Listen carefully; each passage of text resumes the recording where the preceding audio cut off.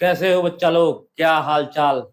आप लोग का कैसा चल रहा है? पढ़ाई लिखाई कैसे हो? नहीं सर, अच्छा तो सब कुछ नहीं चल रहा। बहुत दिमाग में ये चल रहा है कि पास होंगे नहीं होंगे, क्या होगा नहीं होगा। बहुत दिमाग में टेंशन है सर। पढ़े तो साल भर है मगर सर अभी लग रहा है कुछ याद नहीं है। वैसा उसी को होता है जिसको कुछ आता है, जिसने मेहनत किया है। जिसको कुछ नहीं है उसको पता ही है कि जय श्री राम देकर ठोक देना है कोई भी ऑप्शन। तो अगर ऐसा हो रहा है, you are very much lucky कि आपके साथ ऐसा हो रहा है। और जैसे आप एग्जाम हॉल में जाइएगा, अगर आपने क्वेश्चन प्रैक्टिस किया है, ठीक है, इस एग्जाम क्या, दुनिया का कोई सा भी एग्जाम हो, चाहे चाइना का गांव का हो, चाहे बिटसेट हो, चाहे जो भी एग्जाम हो, सबसे इंपॉर्टेंट होता है पहला उसका सिलेबस, दूसरा होता है उसका प्रीवियस ईयर क्वेश्चन, और तीसरा होता है प्रैक्टिस। यही तीन पिलर्स पे सारे एग्जाम्स खड़े हैं। इससे ज्यादा एग्जाम को जरूरत नहीं है। ठीक है, अगर यहां से जाना हो और मधुबनी से हमको हाजीपुर जाना हो और पकड़ ले सहरसा वाला रास्ता, पहुंचेंगे? ठीक है, नहीं पहुंचेंगे। तो एक पाथ होता है, और पाथ में यही तीन पाथ। पहले एनालाइजेशन ऑफ सिलेबस, दूसरा कॉन्सेप्ट और प्रीवियस ईयर क्वेश्चन, और तीसरा प्रैक्टिस। तो विद्यार्थी क्या करता है कि न सिलेबस देखता है न कुछ देखता है, और जय श्री राम नाम लेके जो दिया है जिसे दिया पढ़ना शुरू कर देता है। तो हम लोग वैसे नहीं करेंगे। और मैं बार बार कह रहा हूं, मैं उन अच्छे बच्चों जो जो रैंक 100 रैंक, एक रैंक, वो तो कहीं से भी पढ़ लेंगे। उनको नहीं भी पढ़ा, उनके अंदर इतना डेडिकेशन होता है, वो कैसे भी पढ़ लेते हैं। ठीक है, आजकल तो रैंक का धोखाधड़ी चल रहा है, आता है कुछ रैंक और कह देता है कुछ। ठीक है, तो ये सब वीडियो वीडियो के चक्कर में नहीं पड़ना है। जो रैंकर्स होते हैं वो अच्छे से मेहनत करते हैं। चाहे वो अभी जो वाला जो एक रैंकर है, वो कह रहा है, उसकी माँ कह रही है कि हम मेंटर एडुजर पटना से पढ़े, और वो कह रहा है कि हम एलन से पढ़े हैं। अब फिर आनंद जायसवाल सर बोले कि नहीं 11th यहाँ से पढ़ा है, 12th वहां से पढ़ा है। जो भी हो, वो मेंटर से ही पढ़ता तो भी एक रैंक लाता। ठीक है, क्योंकि उसके पास डेडिकेशन और मेहनत है। सबसे बड़ा बात ये है।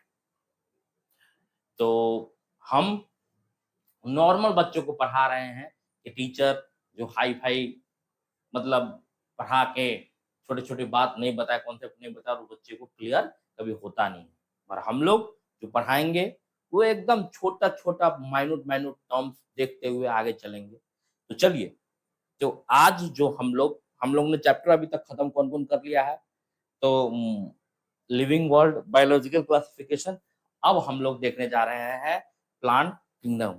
ठीक है, अभी हम लोग प्लांट किंगडम का बात करेंगे। और ये स्क्रीन पर जो भी नोट्स देख रहे हैं, ठीक है, ये नोट्स आपको एएस मेंटोर्स के टेलीग्राम चैनल, ठीक है, या व्हाट्सएप चैनल पे मिल जाएगा, एएस मेंटोर्स के। ठीक है, तो आप उसको ज्वाइन कर लीजिए। और ये नोट्स लिखने का जरूरत नहीं है। आप जब हम पढ़ा रहे हो तो स्क्रिबलिंग करिए, कुछ कुछ कुछ कुछ कुछ कुछ लिखते जाइए। ठीक है, और उसको बंद करके, जैसे ही पढ़ा के हम खत्म करें, बंद करके उसको एक बार रिपीट करिए। बस यही कॉन्सेप्ट। और लेक्चर 2 हो तो पहला डिवाइस करके दूसरा, लेक्चर 3 हो तो पहला दूसरा तीसरा, ऐसे डिवाइस करते जाना है। तो चलिए बातें खत्म करते हैं, काम शुरू करते हैं। पहला चीज, सबसे पहले तो क्या आ गया हमारा सिलेबस। और हम जो पढ़ेंगे वो लेक्चर 1 जैसे ही कंप्लीट होगा, हमारा लेक्चर 1 जैसे ही कंप्लीट होगा, ठीक है, और जैसे ही लेक्चर 2 शुरू होने से पहले हम लोग PYQ शुरू करेंगे और 15 क्वेश्चन का प्रैक्टिस करेंगे। ये आप टेस्ट के रूप में लीजिएगा, ये आपको बहुत फायदा करेगा। ठीक है, PYQ और 15 क्वेश्चन का प्रैक्टिस करेंगे हर हर दिन। ठीक है, ओवरऑल मतलब 10 क्लास मान लीजिए। ठीक है, तो 150 इधर 150 क्वेश्चन PYQ, 300-400 क्वेश्चन हो ही जाएगा। और जब लास्ट दिन जब चैप्टर खत्म होगा तो मैं प्रैक्टिस कराऊंगा 500 क्वेश्चन का, वो ऐसा होगा कि एक बार और आपको पूरा रिवाइज नहीं करना है। जब कभी प्लान 500 क्वेश्चन रिवाइज कर लीजिएगा, आपका A to Z topic clear हो जाएगा। चलिए, तो हम लोग प्लांट किंगडम शुरू करते हैं। नीट यूजी साहब, नीतू जी के सिलेबस में ये लिखा हुआ है कि salient feature and classification of plants into major group, algae हो गया, ब्रायोफाइट हो गया, टेरिडोफाइट हो गया, जिम्नोस्पर्म हो गया, ये सारा, ठीक है, ये सारा आपका जो सिलेबस में ये दिया हुआ है, ठीक है। और एंजियोस्पर्म फ्लावरिंग प्लांट्स में हम लोग देखते हैं सब 3 से 5 सैलिएंट फीचर्स और डिस्टिंग्विश फीचर इसको देखना है, और at least 2 example of each category, हर में से 2 एग्जांपल हम लोग को याद, मतलब 2 एग्जांपल याद रखना चाहिए और 2 एग्जांपल पूछेगा, ठीक है। एनसीईआरटी में यही दिया हुआ है, एल्गी, ब्रायोफाइट, टेरिडोफाइट, जिम्नोस्पर्म और एंजियोस्पर्म। ये एनसीईआरटी में चैप्टर नंबर 3 है, 3.1, 3.2, 3.3, 3.4, 3.5 करके दिया हुआ है, ठीक है। और एनसीईआरटी भी हम लोग देखेंगे, एनसीईआरटी हमारा ज्ञान सेक्शन में। थोड़ा गाड़ी में पेट्रोल डाल दिया जाए, पानी बहुत ही, गर्मी में पानी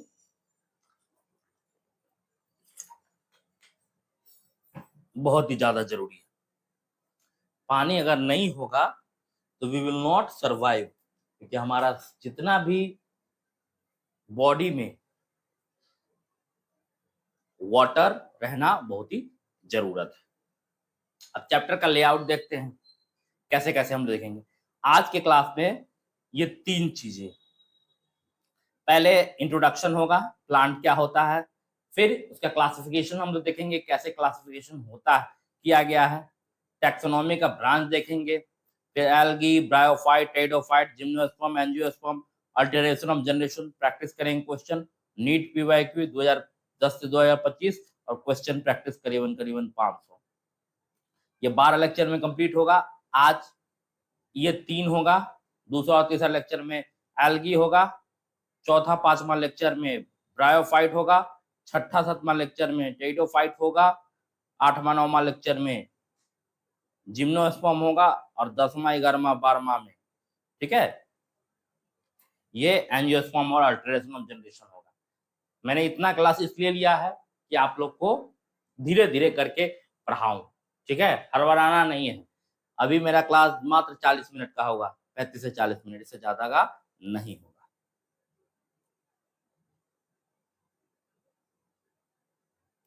ठीक है,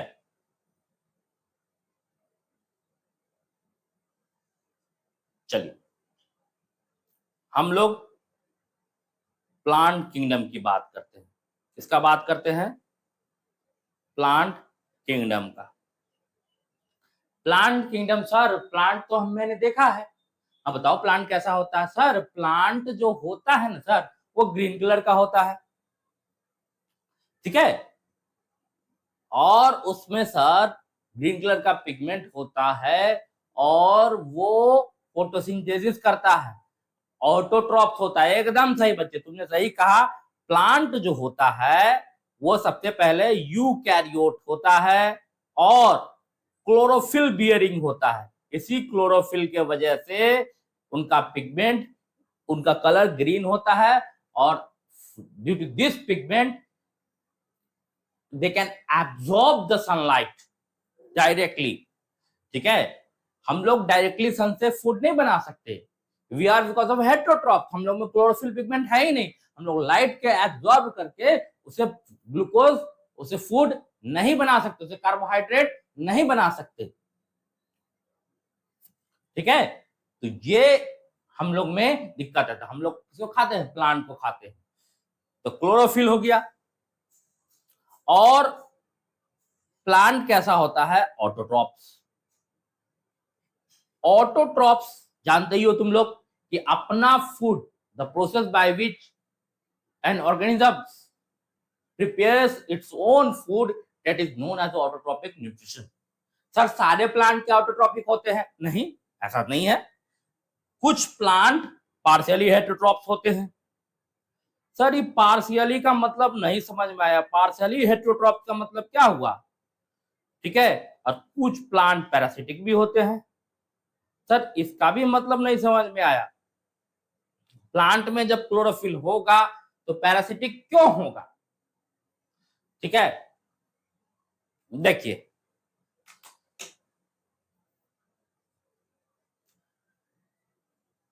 पार्शियली हेटेरोट्रॉप्स का मतलब जितने भी इंसेक्टिवोरस प्लांट होते हैं, चाहे वो ब्लैडर वॉट हो, चाहे वीनस फ्लाई ट्रैप हो, वो क्या करता है कि वो जब तक इंसेक्ट नहीं आता है, ठीक है, तब तक वो अपना न्यूट्रिशन करते रहता है।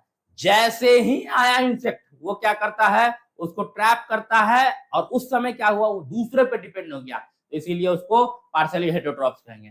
पैरासाइट आप लोग को पता ही होगा, अमरबेल, आम के पेड़ पे कोई अमरलत्ती, जो गांव में बोलता है कि एकरा पर अमरलत्ती भै गई। अमरलत्ती का मतलब होता है क्या कि उस अमर वो प्लांट का न्यूट्रिशन लेता है। पैरासिटिक में क्या होता है, लिविंग ऑर्गेनिज्म पे डिपेंड रहना। यहाँ पर भी वो अमरबेल है, जो कासकुटा है, वो क्या होता है, उस प्लांट का न्यूट्रिशन ले लिया और प्लांट को खत्म कर दिया, तो इसी को बोलते हैं पैरासिटिक।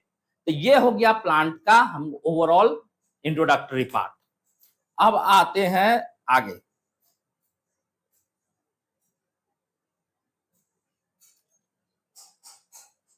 हमारा टॉपिक नंबर 1 इंट्रोडक्शन पार्ट खत्म हो गया। अब दूसरा है classification. Second is what, classification.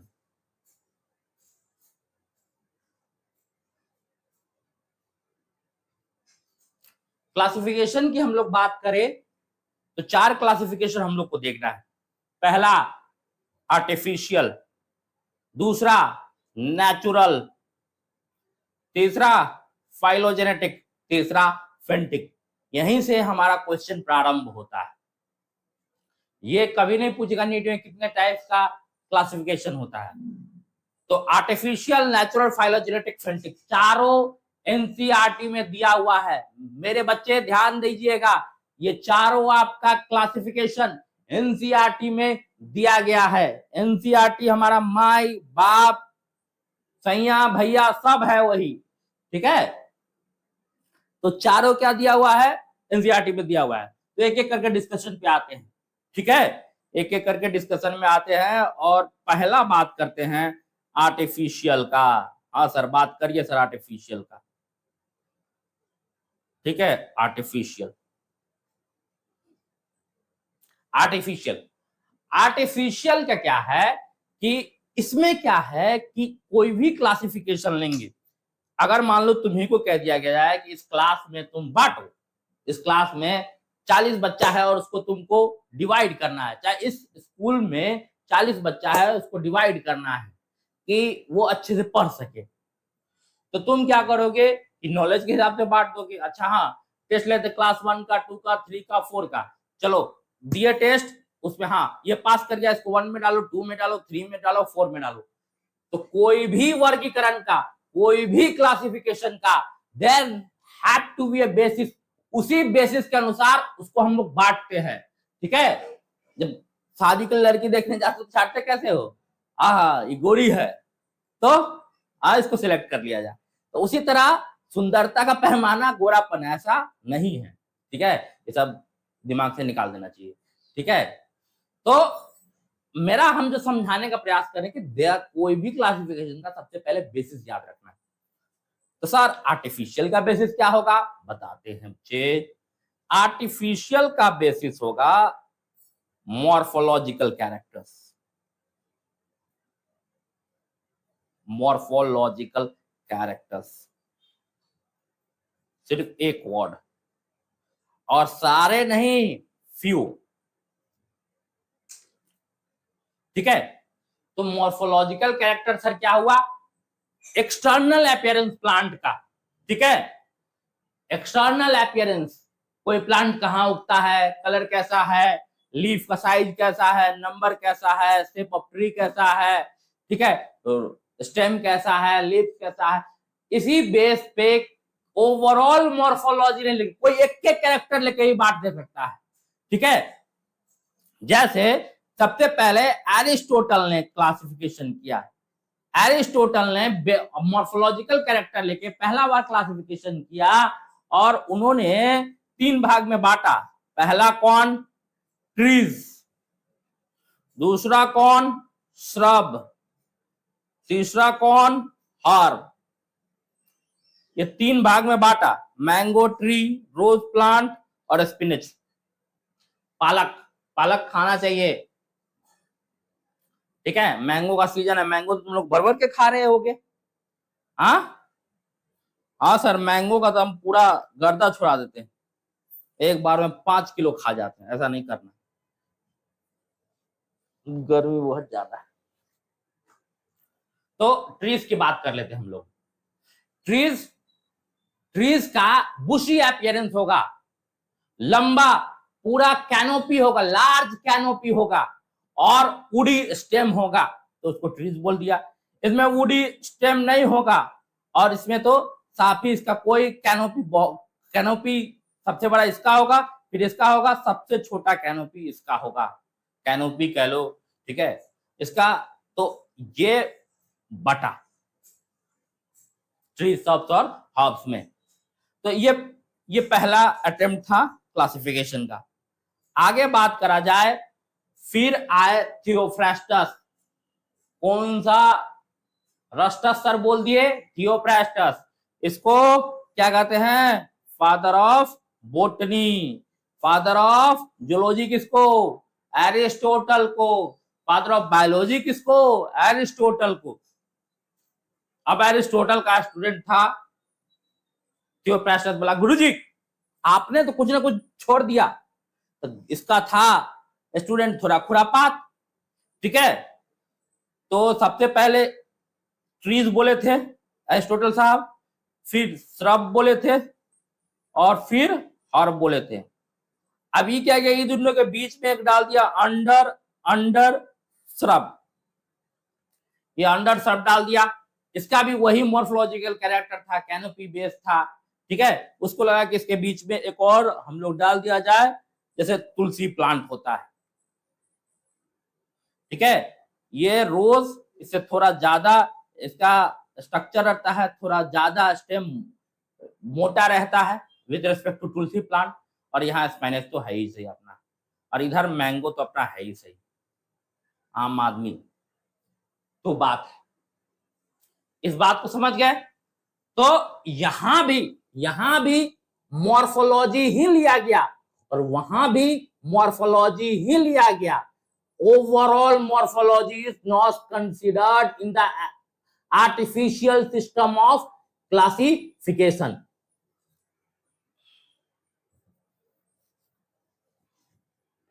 चलिए अब आते हैं नेचुरल पे बात, ठीक है। सबसे पहले नेचुरल पे जाने से पहले एक और लीनियस साइंटिस्ट है, कैरोलस लीनियस। कैरोलस लीनियस में फिर आर्टिफिशियल में एक कैरेक्टर, उन्होंने स्टेमेन पे बेस लेके प्लांट को 24 क्लासेस में बांट दिया। एंड्रोशियम पर बेस लेके किसमें बांट दिया? प्लांट को 24 क्लासेस में। और उन्होंने क्या किया कि जो इंपॉर्टेंस दिया, इंपॉर्टेंस वेजिटेटिव कैरेक्टर और रिप्रोडक्टिव कैरेक्टर को अलग अलग, लीफ और फ्रूट, फ्लावर को दोनों को समान मान लिया, ठीक है। तो ये गलत क्या भी हम उस पर बात कर रहे हैं, इसका ड्रॉबैक क्या है? पहला ड्रॉबैक यही है कि वेजिटेटिव और रिप्रोडक्टिव कैरेक्टर को आप जब एक मान लेंगे तो वेजिटेटिव कैरेक्टर एनवायरनमेंट के हिसाब से डिपेंड करता है, सिचुएशन के हिसाब से डिपेंड करता है। कहीं प्लांट का किसी भी सोइल में मिनरल ज्यादा होगा तो क्या होगा? ग्रोथ भी ज्यादा होगा, लीफ का साइज ज्यादा होगा, प्रोडक्शन ज्यादा होगा। तो और कहीं डिफिशिएंट है, प्लांट का ग्रोथ उस तरह से नहीं होगा। तो अगर फ्लावर के स्ट्रक्चर में डिफरेंस नहीं आएगा, ठीक है, मगर मगर लीफ के और लीफ के साइज में डिफरेंस आ जाएगा। तो कभी भी वेजिटेटिव कैरेक्टर को सही नहीं माना जा सकता, बिकॉज कि they are dependent on the environment. इस बात को देख लीजिएगा, ठीक है।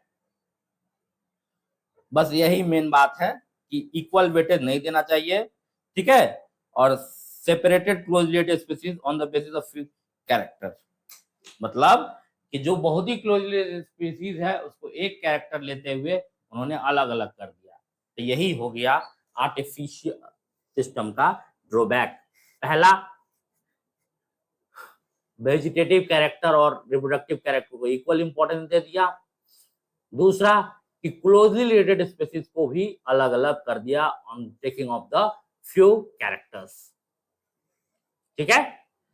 अब इसमें हमको एक ही चीज याद रखना है, एक ही चीज याद रखना है। याद क्या रखना है कि भाई आर्टिफिशियल में क्या होगा, आर्टिफिशियल में क्या होगा, आर्टिफिशियल में एक ही चीज होगा, फ्यू मॉर्फोलॉजिकल कैरेक्टर्स। एरिस्टोटल ने क्या किया, ट्रीज, सर्ब्स और हर्ब बांटा। थियोफ्रास्टस ने क्या, ट्रीज, सर्ब्स, अंडरसर्ब्स और हर्ब्स कर दिया। और कैलोसिनियस ने एक ही लिया स्टेमन का और प्लांट को 24 क्लासेस में बांट दिया, वेजिटेटिव को रिप्रोडक्टिव कैरेक्टर के बराबर कर दिया, ठीक है। और ड्रॉबैक की बात करी जाए तो वेजिटेटिव कैरेक्टर जो है एनवायरनमेंट से आसानी से अफेक्ट हो सकता है, वेजिटेटिव कैरेक्टर और रिप्रोडक्टिव कैरेक्टर को इक्वल इंपॉर्टेंस दे दिया। बस इतना ही चीज हमको याद रखना है। बातें समझ में आ गई? हाँ सर आ गया। चले आगे? हाँ सर चलिए आगे, ठीक है। अब बात करते हैं नेचुरल का, natural system of classification, natural system of classification.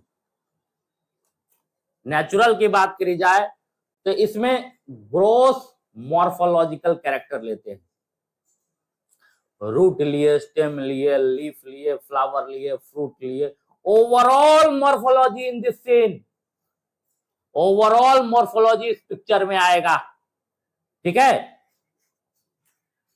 वहां पर कुछ ही कैरेक्टर आ रहा था, मान यहां पर gross morphological character, root, stem, leaf, flower, fruit, ये सब आएगा। अब एक चीज है कि नेचुरल एफिनिटी, ये एनसीईआरटी में भी टर्म इस्तेमाल किया हुआ है, नेचुरल एफिनिटीज,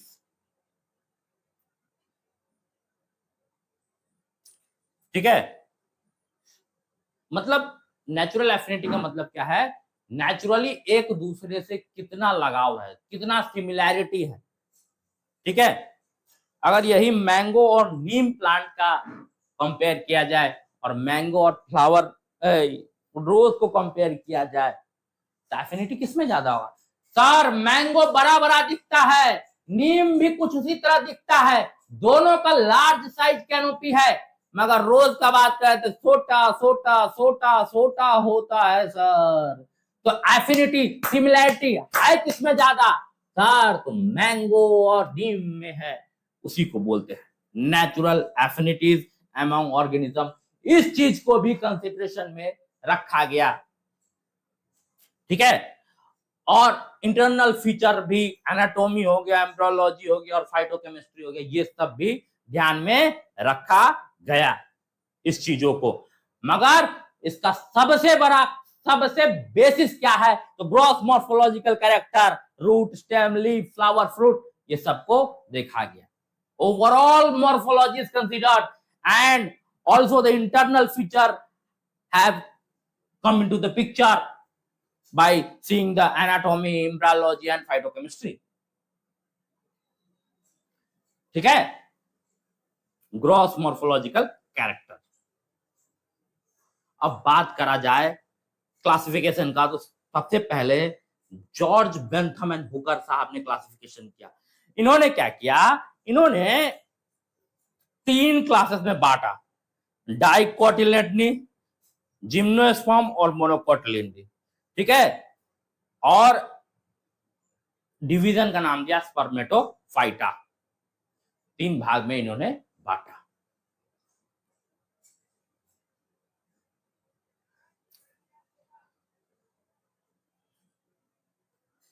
अब इसका ड्रॉबैक क्या है सर?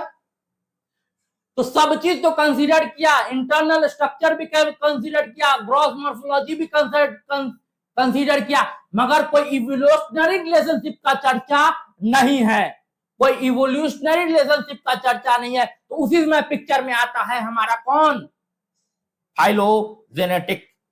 इसमें मॉर्फोलॉजी भी है, एनाटॉमी भी है और फाइलोजेनी भी है, एवोल्यूशनरी रिलेशनशिप है, इवोल्यूशन को भी ध्यान में रखा गया है। सबसे पहले एल्गी आया, फिर ब्रायोफाइट, फिर टेरिडोफाइट, फिर जिम्नोस्पर्म और एंजियोस्पर्म।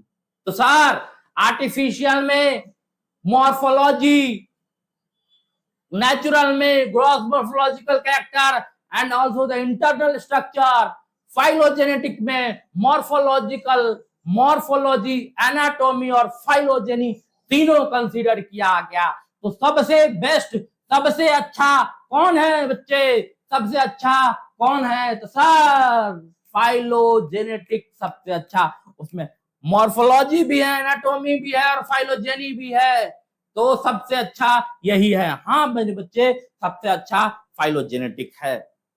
तो एक और क्लासिफिकेशन आता है फिंटिक।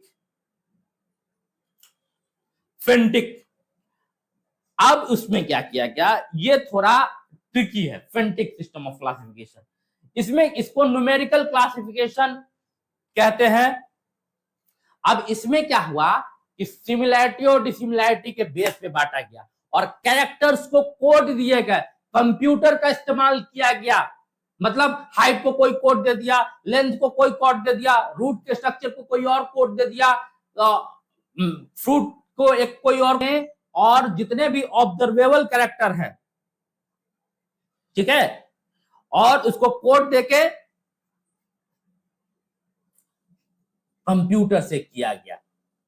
तो उसी को बोलते हैं फिंटिक। मीन्स कि इसमें क्या है, सिमिलैरिटी और डिसिमिलैरिटी और कोड्स असाइन किया गया हर कैरेक्टर को। इसमें जो ऑब्जर्वेबल है, इंटरनल स्ट्रक्चर नहीं, जो ऑब्जर्वेबल है उसी कैरेक्टर को कोड दिया गया और कंप्यूटर के से हेल्प मदद से इसको क्लासिफिकेशन किया गया। ठीक है, दो टैक्सोनॉमी है, न्यूमेरो टैक्सोनॉमी सिफेंटिक को ही कहते हैं। दो टैक्सोनॉमी है, साइटोटैक्सोनॉमी और कीमोटैक्सोनॉमी। नाम देख ले रहे, साइटो मतलब सेल का, सेल के अंदर का टैक्सोनॉमी, क्रोमोसोम नंबर, स्ट्रक्चर, सबको कोड दिया गया। और कीमोटैक्सोनॉमी केमिकल कॉन्स्टिट्यूएंट को देखा गया। तो यही है हमारा ओवरऑल आज का लेक्चर। आशा करते हैं आप लोग को आज का लेक्चर बहुत ही पसंद आया होगा। ठीक है, और चलो एक क्वेश्चन कर लेते हैं। ये देखिए यही है, इसी से हम क्वेश्चन कराएंगे, आप लोग भी इसको ले लीजिएगा। अभी 1 साल का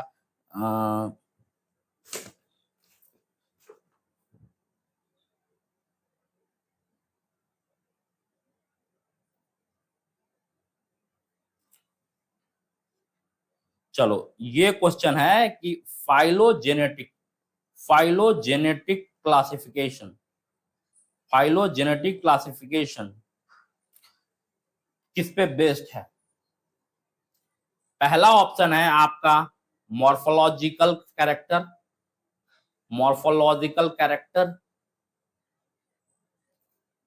है बेस्ड? नहीं सर, मॉर्फोलॉजी पे नहीं है। दूसरा केमिकल, कीमोटैक्सोनॉमी यहां पर नहीं है, केमिकल कॉन्स्टिट्यूएंट पे भी नहीं होगा। ठीक है, तीसरा कैरेक्टर फ्लोरल, ये भी नहीं है सर, फ्लोरल कैरेक्टर भी नहीं है। तो चौथा एवोल्यूशनरी रिलेशनशिप पे है सर, एवोल्यूशनरी रिलेशनशिप पे है।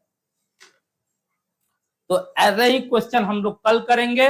तो इसका आंसर क्या होगा? Evolutionary relationship. तब तक आप इसको रिवाइज करिए। अगर एक लाइन में बात करा जाए तो आर्टिफिशियल, नेचुरल, फाइलोजेनेटिक और फेंटिक, यही 4 चीजें हमने देखा है। और कीमोटैक्सोनॉमी और साइटोटैक्सोनॉमी, ये 6 चीज हमने देखा है। मुश्किल से 5 मिनट भी नहीं लगा रिवाइज करने में। नोट्स के लिए आप एएस मेंटोर्स का चैनल, व्हाट्सएप चैनल, चाहे एएस मेंटोर्स का वो टेलीग्राम चैनल पे आप देख लीजिए। आज 1 घंटा में मैं इसे डाल देता हूँ। आशा करता हूँ आपको आज का लेक्चर समझ आया होगा। प्लीज आप लोग इसको लाइक करिए, शेयर करिए, सब्सक्राइब करिए। Okay, thank you.